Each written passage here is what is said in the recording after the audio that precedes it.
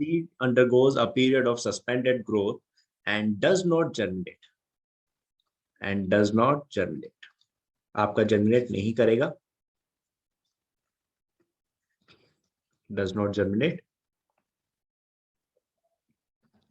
as soon as it forms, as it is formed. ठीक है, this write down, this suspension of growth is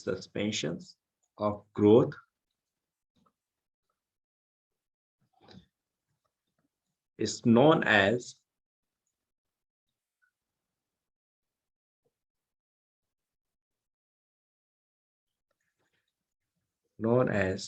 quiescence. ठीक है, आप इसी पीरियड सीड डॉर्मेंसी में ही ये आपकी एक स्टेज है क्विशेंस। मतलब इसमें क्या हो गया भाई, क्विशेंस के अंदर कि आपका सीड जो है वो जर्मिनेट नहीं हो रहा है, that is which is when it is due, which is due to, क्यों हो रही है, which is due to environmental factors,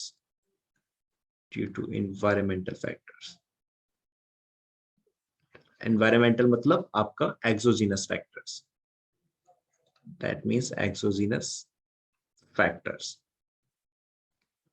ठीक है, आपकी सीड ग्रोथ नहीं कर रहा है, उसको आप क्या कह रहे हैं, क्वेश्चंस यानी कि रेस्टिंग पीरियड कह रहे हैं। This is like a resting period, कि एक रेस्टिंग पीरियड में है, आपका सीड जर्मिनेट नहीं कर रहा।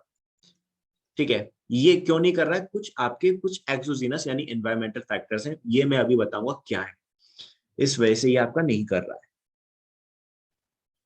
तब आप इस स्टेट को क्या बोलते हो, जब आपका सीड एक रेस्टिंग पीरियड में है, this state is called seed dormancy. This state is called seed dormancy. इस स्टेट को आप बोल रहे हो कि आपका एक रेस्टिंग पीरियड में आ गया है, सीड जर्मिनेट हुआ नहीं, उस स्टेट को आप कह रहे हैं। ठीक है, रेस्टिंग पीरियड में आ गया, दैट इज क्वेश्चंस, और इस स्टेट को बोल रहे हैं आप, that is seed dormancy, that is okay. अब ये क्यों हो रहा है, राइट डाउन। ये तो आपको पता ही है कि आपका कि ब्रेकेज कैसे करेंगे डॉर्मेंसी की भाई। ठीक है, इन सारी चीजों को मैं अब वन बाय वन समझाऊं, समझना इस चीज को, राइट डाउन। सबसे पहले रीजन ऑफ डॉर्मेंसी, कि क्यों है डॉर्मेंसी हो रही है, तो क्यों, पहले रीजंस देख लें, जो मैं आपको बता चुका हूं, उसके अलावा भी कुछ है, तो just note down all these things. First of all, due to seed coat, पहला रीजन है सीड कोड की वजह से। ठीक है, सीड कोड में आपके फिर ये कुछ पॉइंट्स हैं, जस्ट राइट डाउन।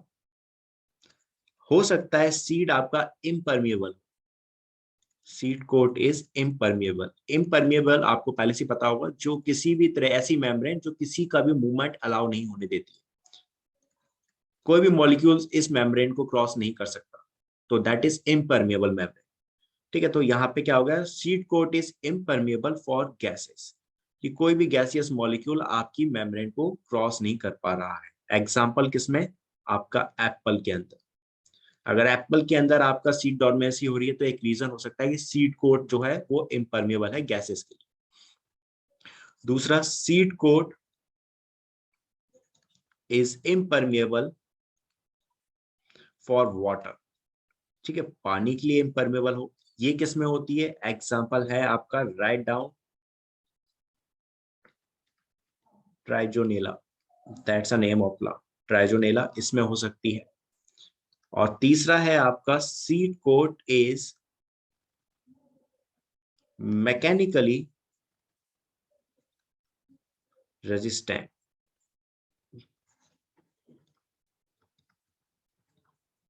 इसका मतलब हुआ कि आपका सीड कोट बहुत ज्यादा टफ है, बहुत ज्यादा ही टफ है, जिस वजह से उसके अंदर क्या हो गया बेटा, ट्रांसपोर्टेशन नहीं हो पा रहा है।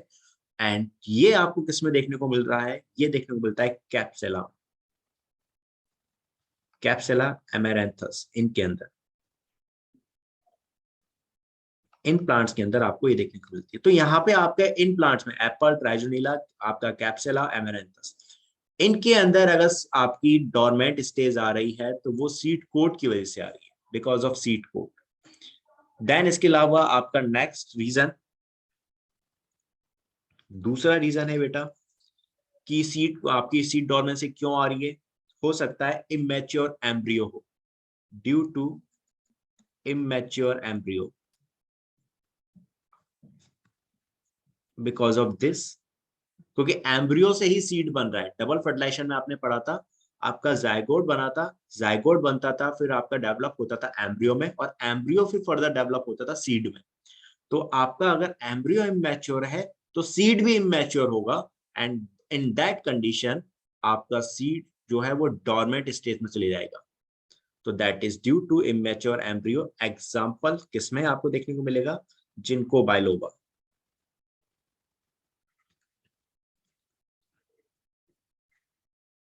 जिनको बायलोबा के अंदर आपको ये चीज देखने को मिलती है, दैट इज। देन इसके अलावा नेक्स्ट रीजन क्या हो सकता है,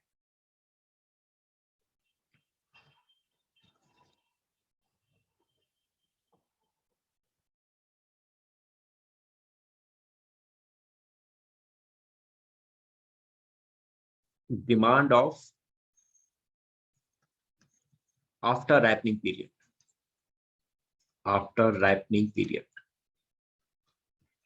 बेटा ये पॉइंट्स लिख लेना, demand of after ripening period, मतलब इसका ये हुआ कि कुछ प्लांट ऐसे होंगे जिनमें आपका मैच्योर एम्ब्रियो तो होगा, ठीक है, दे हैव मैच्योर एम्ब्रियो, लेकिन उनके अंदर ग्रोथ हार्मोन की एब्सेंस होगी, ग्रोथ हार्मोन सही अमाउंट में नहीं होंगे, सो दैट्स व्हाई उनके अंदर सीड डोरमेंट स्टेज आ गई। Just write down this point, इसमें आपका क्या हो गया, some seeds have and have a mature embryo, have a mature embryo,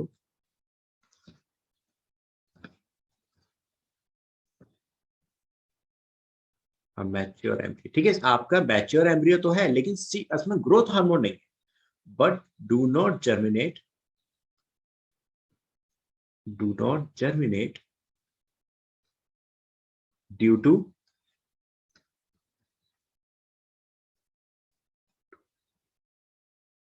do not germinate due to absence of growth hormone।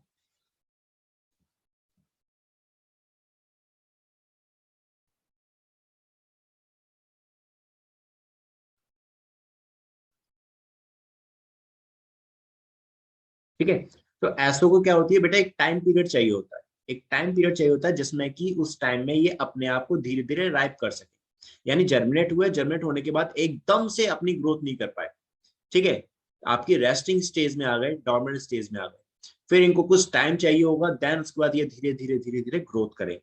Examples क्या हो गए,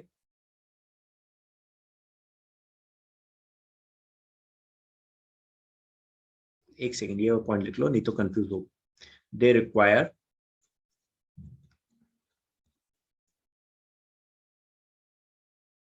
they require a period of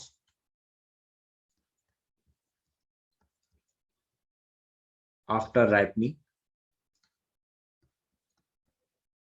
period of after ripening, during which they attain, during which they attain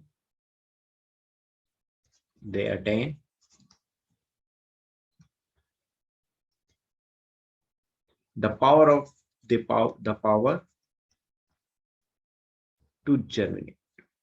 okay यानी एकदम से generate नहीं कर पाएंगे, शुरुआत में डॉर्मेंट स्टेज में रहे क्योंकि ग्रोथ हार्मोन एब्सेंट था, उसके बाद इनको एक टाइम पीरियड चाहिए होगा जिसमें कि वो अपनी जर्मिनेशन पावर वापस अटेंड कर सके। एग्जांपल्स जैसे कि आपका व्हीट, ठीक है, व्हीट, बार्ले, ओट एटसेट्रा, ये आपके हो गए इसमें। ठीक है, तो रीजन आपने क्या क्या देखा, आपने देखा सीड कोट की वजह से हो सकता है, सीड कोट आपका इम्परमेबल हो गैसेस के लिए, वाटर के लिए, या मैकेनिकल रेजिस्टेंट हो, या इसके अलावा हो सकता है इमेच्योर एम्ब्रियो हो, या हो सकता है कि एम्ब्रियो मैच्योर हो लेकिन ग्रोथ हार्मोन ना प्रेजेंट हो। देन इसके अलावा और क्या हो सकता है, ड्यू टू जर्मिनेशन इनहिबिटर्स,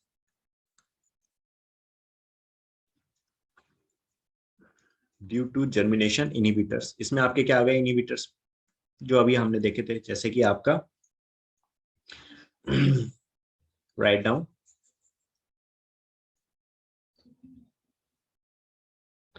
कुछ केमिकल्स आ गए, some chemicals, just give me 1 minute बेटा, आई एम कमिंग। ओके, तो आपके यहाँ पे आ गए कुछ केमिकल्स, केमिकल्स जैसे कि क्या, राइट डाउन आई नेम्स, जैसे कि आपके फिनोलिक्स,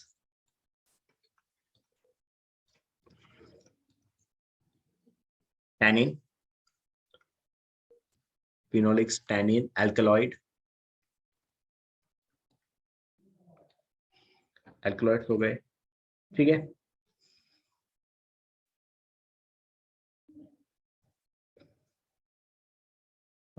एल्कलॉइड हो गए, एटसेट्रा। ये आपके जर्मिनेशन को इनिबिट कर देते हैं।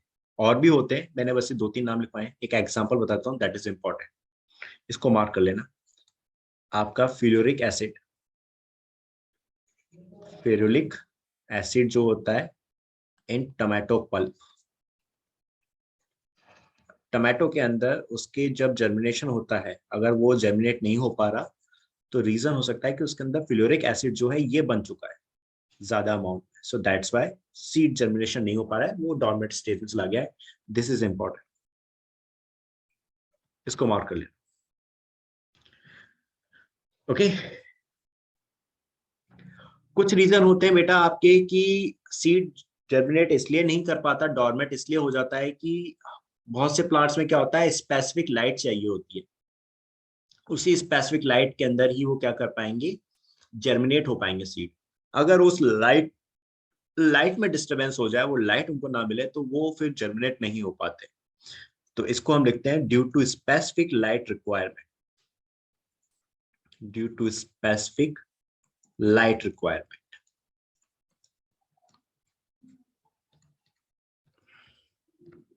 ठीक है, इनकी वजह से आपका सीड जर्मिनेशन हो सकता है कि ना हो पाए, उस टाइम पे सीड डॉर्मेंट स्टेज में चले आए।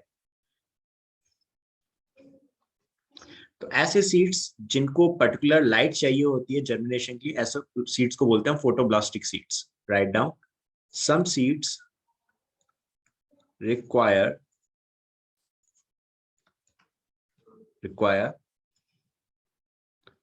light for germination, that will light for germination, light for germination, and are called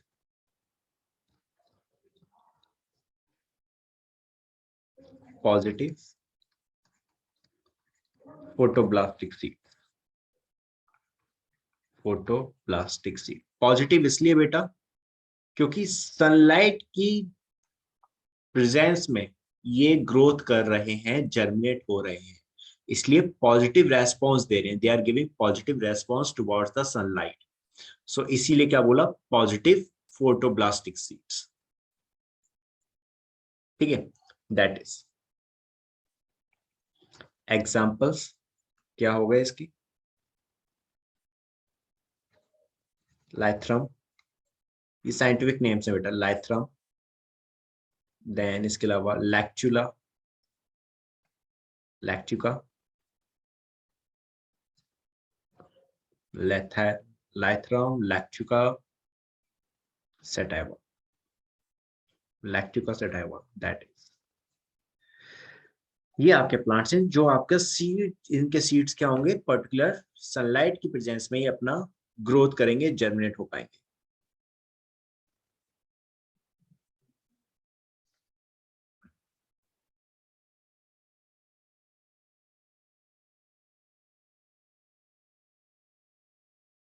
जैसे कि आपका ये वाला जो प्लांट है ना, लैक्टिका सटाइवा, तो दे नीड, इसका जो सीड है, they need red light,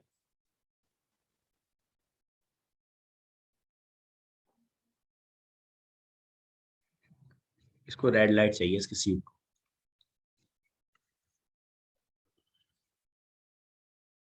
that is, तब ये सीड जर्मिन आपका क्या हो पाएगा, जर्मिनेट हो पाएगा। अगर रेड लाइट नहीं मिलेगी तो ये जर्मिनेट नहीं हो पाएगा। एंड इसके अलावा आपका some seeds show inhibition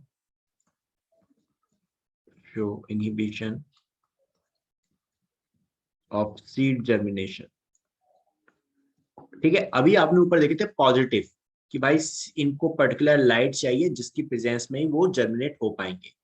यहाँ देख रहे हो आप नेगेटिव कि भाई आपको कुछ सीड ऐसे होते हैं, कुछ प्लांट ऐसे होते हैं कि वो अगर लाइट की कांटेक्ट में ज्यादा टाइम तक रह जाए बेटा, तो फिर वो सीड इनहिबिशन हो जाता है उनके अंदर, मतलब सीड जर्मिनेट नहीं हो पाता अगर ज्यादा टाइम तक वो सनलाइट के कांटेक्ट में रह जाए। तो ऐसे को बोलते हैं हम negative. Some seed show inhibition of seed germination due to light exposure, due to light exposure, due to light exposure and are called negative photoblastic seed, negative photoblastic seed. तो अब आपको ये नेगेटिव वो पॉजिटिव वाला concept समझ में आ चुका होगा। पॉजिटिव है मतलब सनलाइट की प्रेजेंस में अपनी ग्रोथ कर रहे हैं, सीड जर्मिनेट हो रहे हैं। और अगर सनलाइट की प्रेजेंस में सीड जर्मिनेट नहीं हो पाते, उनका जर्मिनेशन इनहिबिट हो रहा है, तो then it is negative effect, ये नेगेटिव इफेक्ट हो रहा है इन पे। तो इसलिए इनको बोलते हैं negative photoblastic seeds. Is it clear बेटा? पॉजिटिव और नेगेटिव वाला कंसेप्ट समझ में आया?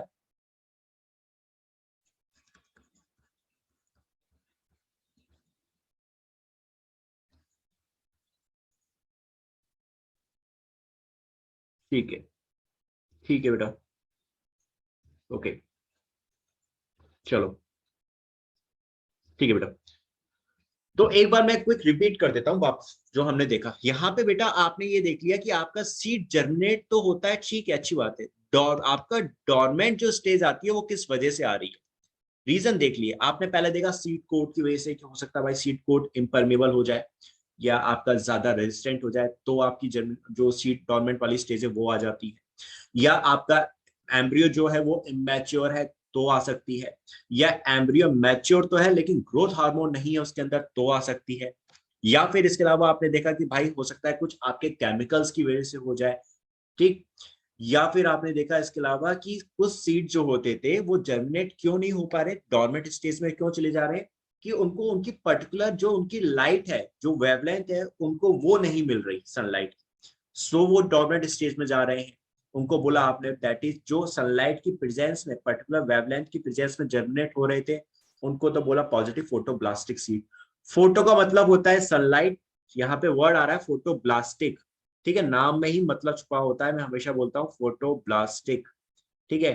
तो यहाँ पे बेटा फोटो का मतलब हो गया sunlight, as you all know, ठीक है। और ब्लास्टिक में वर्ड आ रहा है ब्लास्ट, भाई सनलाइट की प्रेजेंस में सीड क्या हो रहा है, ब्लास्ट हो रहा है, फट नहीं रहा, मतलब यहाँ पे उसका मतलब है कि सीड जर्मिनेट हो रहा है। ब्लास्ट का मतलब यहाँ पे जो ब्लास्ट लिया गया है किस रेफरेंस में लिया गया है, आपके जर्मिनेशन के रेफरेंस में लिया गया है, कि सनलाइट की प्रेजेंस में सीड क्या हो गया आपका, जर्मिनेट हो रहा है।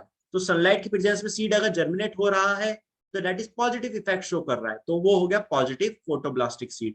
लेकिन अगर सनलाइट की प्रेजेंस में जर्मिनेट नहीं हो पाया, इनहिबिट हो गया उसका जर्मिनेशन, यानी उसने नेगेटिव इफेक्ट शो किया, तो क्या हो गया वो नेगेटिव फोटोब्लास्टिक सीड। तो ये हो गए आपके रीजंस जिसकी वजह से सीड डॉर्मेंसी आती है, ठीक है। अब हम बात करेंगे कि भाई इसको मैं खत्म कैसे कर सकता हूं, सीड डॉर्मेंसी को मुझे अगर खत्म करना है, तोड़ना है, तो कैसे करूंगा। Write down methods of break dormancy. मुझे डॉर्मेंसी खत्म करनी है, कैसे करूंगा, just look at this.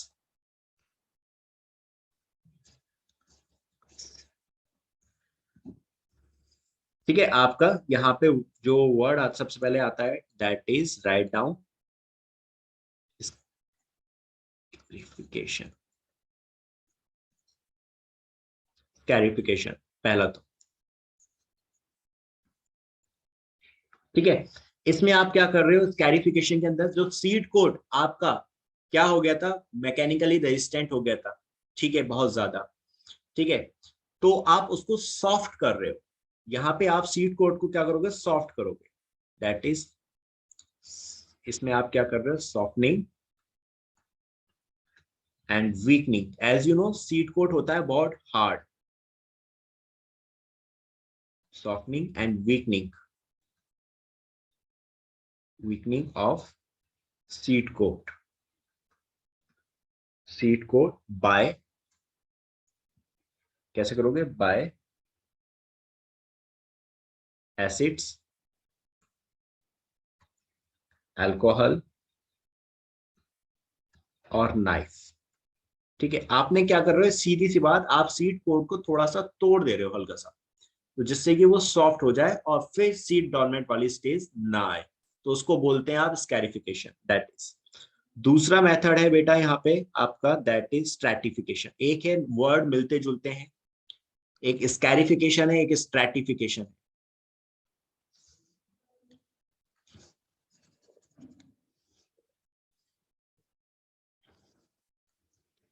Stratification, one is स्कैरिफिकेशन, जिसमें आपने सीड कोट को सॉफ्ट कर दिया है।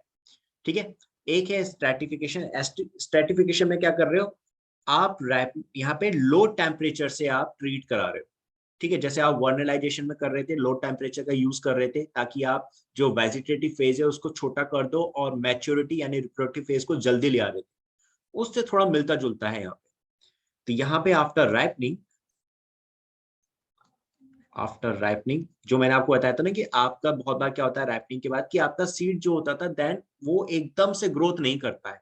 ठीक है, फ्रूट राइप हो गया है, पक चुका है, उसके अंदर का सीड है, वो आपका क्या है कि भाई उससे आपको नया प्लांट बनाना है, आपने उसको यूज किया लेकिन वो एकदम से ग्रोथ नहीं कर पाया, बिकॉज उसके अंदर हो सकता था कि भाई आपका ग्रोथ हार्मोन इनिबिट हो गया हो, वो काम नहीं कर रहा हो, तो उसको कुछ टाइम चाहिए था कि भाई मुझे थोड़ा वक्त दो, उसमें मैं अपना ग्रोथ हार्मोन को ठीक है धीरे धीरे एक्टिवेट कर लूंगा और फिर मैं ग्रोथ कर सकता हूं। तो यहां आप उसके लिए यहाँ पे यूज कर रहे हो कि आफ्टर राइपनिंग आप क्या करोगे, राइपनिंग ट्रीटमेंट, लो टेम्परेचर से ट्रीटमेंट दे रहे हो यहाँ पे। लो टेम्परेचर कितना आपका, लाइक 0 डिग्री से 10 डिग्री सेल्सियस विद ऑक्सीजन, यानी ऑक्सीजन की प्रेजेंस में सीधा सीधा। तो इससे क्या होगा आपका, दैट इज राइपनिंग, जो वो आदमी जो आपका डॉर्मेंट स्टेज है वो खत्म हो गई। बात समझ में आई वाली? आशीष, समीक्षा, प्रभजोत, अविनाश, रितिका एंड आराधना जो कल थे, समीक्षा, तुम सबको क्लियर हुई है वाली बात? कल हम लोगों ने वर्नलाइजेशन देखा था, वर्नलाइजेशन में हम लोग लो टेम्परेचर का यूज कर रहे थे, जहां हमने वेजिटेटिव फेज को छोटा करा था और आपका मैच्योरिटी फेज जल्दी ले आए थे, ताकि आपका प्लांट जल्दी से डेवलप हो जाए, उसके अंदर रिप्रोडक्टिव फेज आ जाए और फिर आप उसमें फ्रूट बना सकें जल्दी से। यहां पर आपने क्या किया बेटा, यहाँ पर आपने देखा कि जो आप, ठीक है अविनाश बेटा, ठीक है समीक्षा बेटा, कि आपके कुछ ऐसे प्लांट्स जिनके अंदर आपका एम्ब्रियो मैच्योर था लेकिन वो जल्दी से ग्रोथ नहीं कर पा रहे थे क्योंकि ग्रोथ हार्मोन नहीं था, आपने ऐसे प्लांट्स को लिया, आपने राइपनिंग के बाद उनका जो सीड है आपने उसको लो टेम्परेचर पे क्या कर दिया है, रख दिया है ऑक्सीजन की प्रेजेंस में, ताकि वो जल्दी से डॉर्मेंट स्टेज से बाहर आ जाए। और एक आपका जो बेस्ट था ही बेटा कि आप किसका यूज करोगे, जिब्रेलिन का यूज कर रहे हो। तो यहाँ आप क्या कर रहे हो, सेम वही लो टेम्परेचर, ठीक है, वही सेम 0 डिग्री से 10 डिग्री, प्लस आप यहाँ पे जिब्रेलिक एसिड यूज कर लो, GA, that is your gibberellin या जिब्रेलिक एसिड, इसका यूज कर लो। और आप यहाँ पे साथ में ऑक्सीजन का यूज कर लो। ठीक है, ऑक्सीजन की प्रेजेंस में, in the presence of oxygen आपका सीड डॉर्मेंसी ब्रेक हो सकती है आराम से, क्योंकि जिब्रेलिक एसिड आपकी क्या कर रहा था, ग्रोथ ज्यादा कर रहा था, आपकी ग्रोथ को प्रमोट कर रहा होता है, सेनिसेंस को वो डिले कर रहा होता है, मैच्योरिटी